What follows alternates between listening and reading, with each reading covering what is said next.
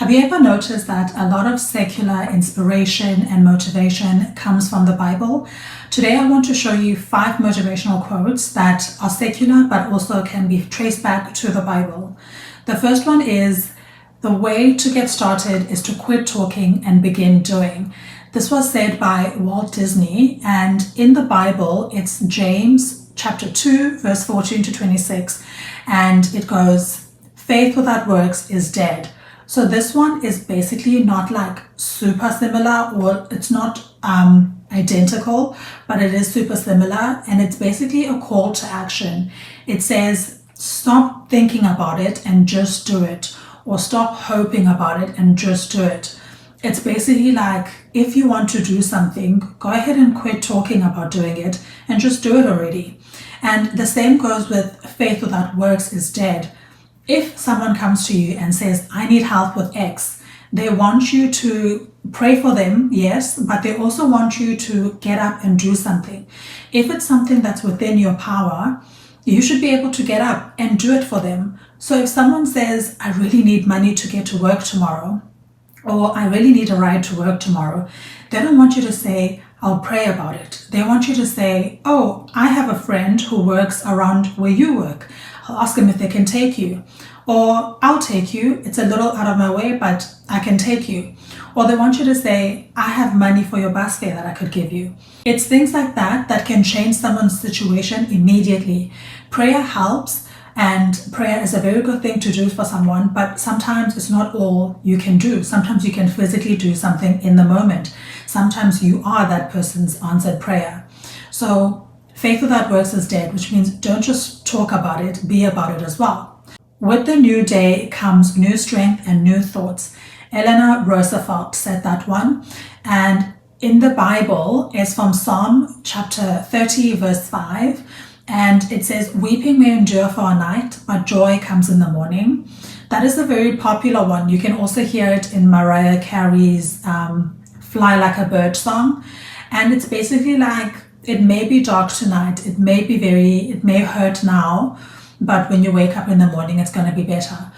It doesn't necessarily have to be like literally in the morning. It can also be like at some point it's going to get better, like the sun will shine again, so to speak.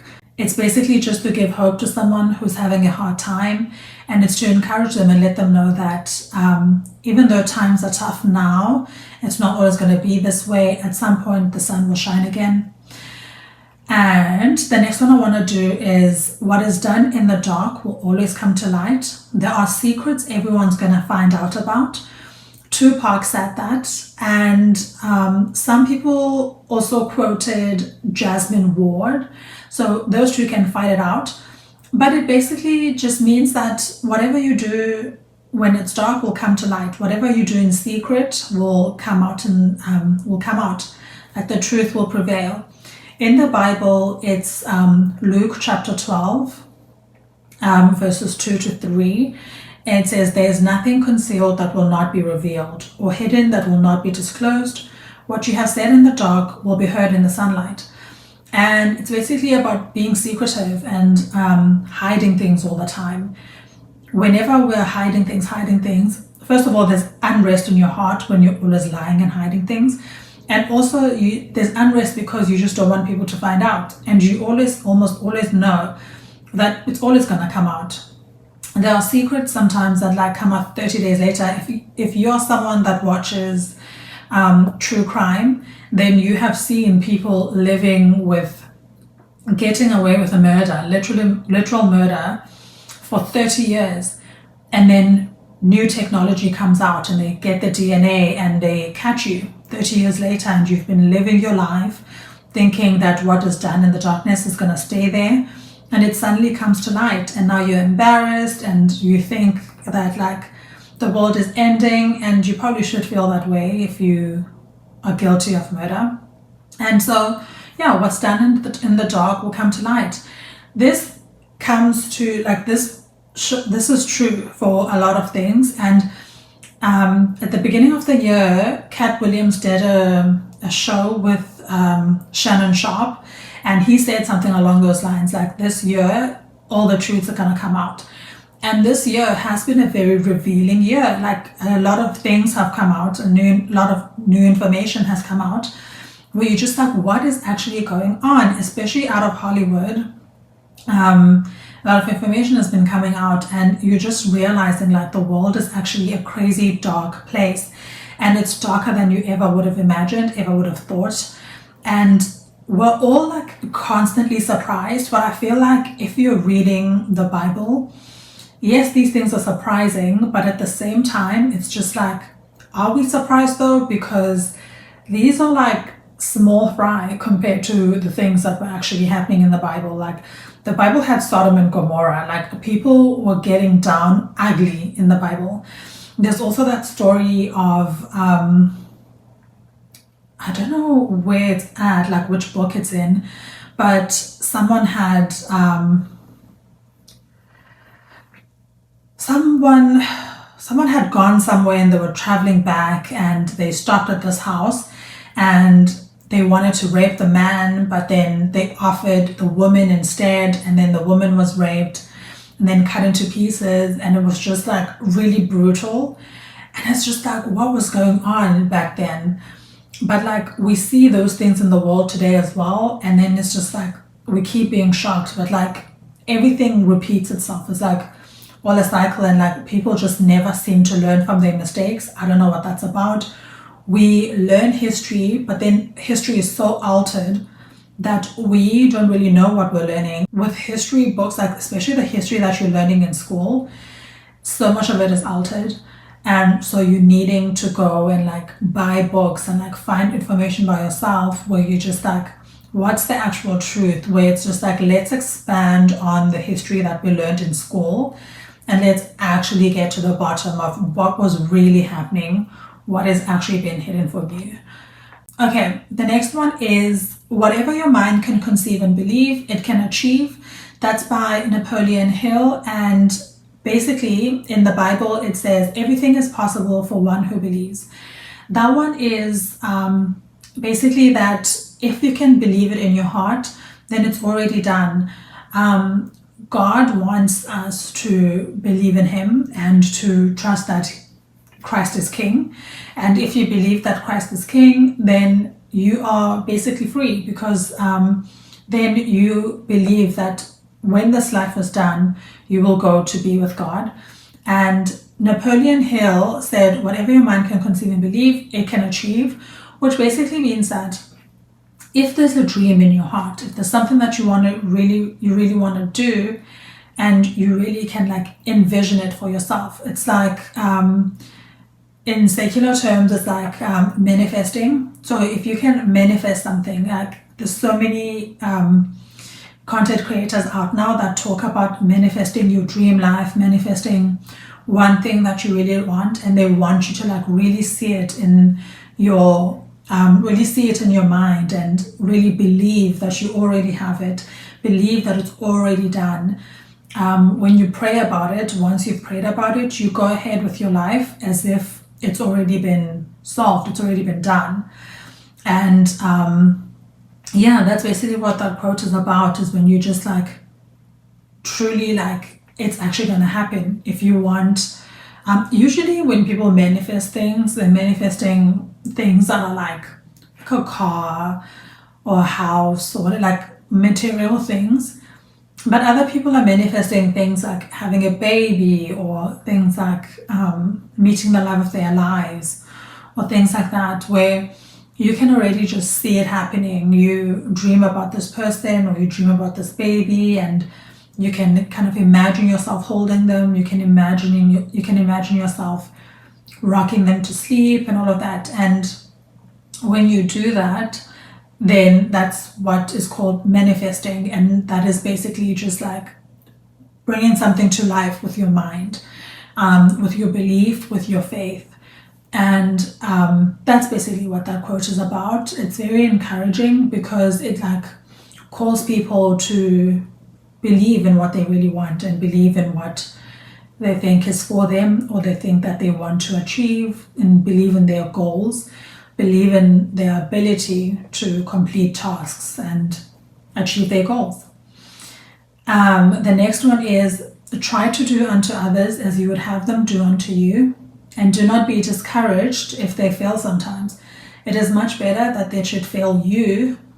No, it is much better that they should fail than you should.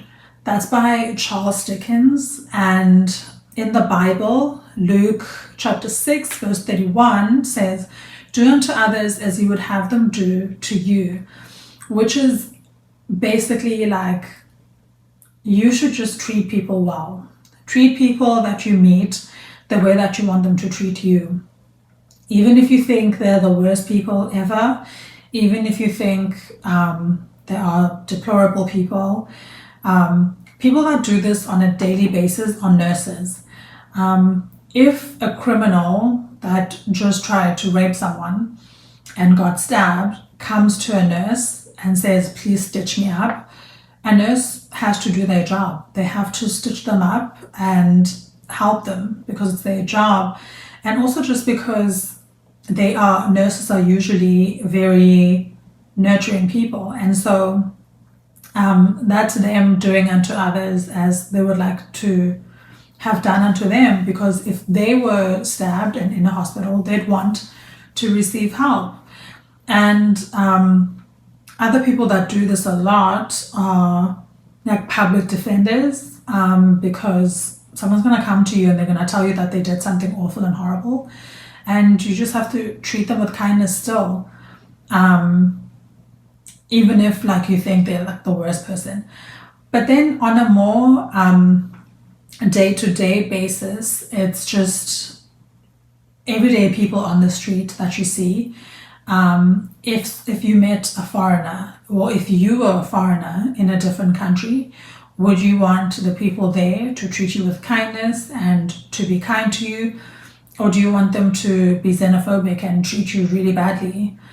Or if you were homeless and you didn't have a place to stay and you were living in your car, would you want someone to make that harder on you by snitching on you, calling the police and saying, "Hey, there's this girl living in her car. She's not allowed to do that. Send her to jail"? Or would you want that person to just leave you alone and let you live in your car? Or maybe even invite you to live in their house if maybe they're your co-worker and they know you well. Would you want them to invite you into their house? So maybe you could invite them to live at your house for a bit. I'm not saying invite complete strangers into your house. Just like help where you can. Maybe there's a shelter you know about. Call the shelter and like try and organize for them to go and live there. Just being kind and passing it forward. There's kindness, and then there's also like toxic empathy. That's not what we're talking about here. We're not talking about toxic empathy where you're now trying to live people's lives for them, where you're just like, homeless people can do no wrong, or like illegal immigrants can do no wrong, or like things like that. We're not talking about that. We're talking about just normal everyday kindness, treating humans like humans. Just be kind to people. That doesn't mean you have to be toxically empathetic as well. Just means be kind. The Bible verse that I want to leave you with, this one doesn't have a secular version just because I don't think it can have a secular version, but it's one of my favorite Bible verses. It's, "For I know the plans I have for you, plans to prosper you and not harm you, plans to give you hope and a future." And basically this Bible verse is just very encouraging when you are in a place where you feel lost, where you feel powerless, where you feel like you don't really know what you're doing, you're like in the deep end. It's encouraging because it helps to know that there's someone who knows better than we do, or to know that there's a higher power who we can give it all to. Some people believe in the universe, some people believe in crystals, astrology, a Muslim god, a Hindu god, and some of us believe in Jesus, and we believe that that's who we can give it all to. And it helps to think that way because sometimes things are just too big for us. And when you consider the world, anyone who knows anything about life knows that life is very spiritual. So whether you believe in God or not, you know that life is spiritual. I know that for atheists, they think life is very black and white and that life is very scientific. And so they like life to have all the answers, or like they'll go to science for all the answers, which is perfectly fine. But there are also some points where like science stops and you kind of have to be like, well, how does that happen so perfectly? Sheldon said it best on, what's the show called? I think it's on Little Sheldon, or it was The Big Bang. But basically, he was talking to his mom because his mom was saying that she doesn't think she believes in God anymore or something like that. And Sheldon was very upset by that. And so he said, well, the earth is held perfectly by gravity. If gravity was just a little more, the world would implode. And if gravity was just a little less, the world would explode. And so like there must be a God, right? Because he's the one that made it so, like that made it that the earth is like perfectly held together by gravity. And his mom was encouraged by that. And that's true. Like at some point, science ends and we like there aren't any answers for scientific questions, and that's when God can take over and show us something that science cannot. And so we might want to rely on ourselves alone, but we are just mere mortals and we're not going to be able to answer everything. We're not going to be able to carry everything on our shoulders, and that's why we need God.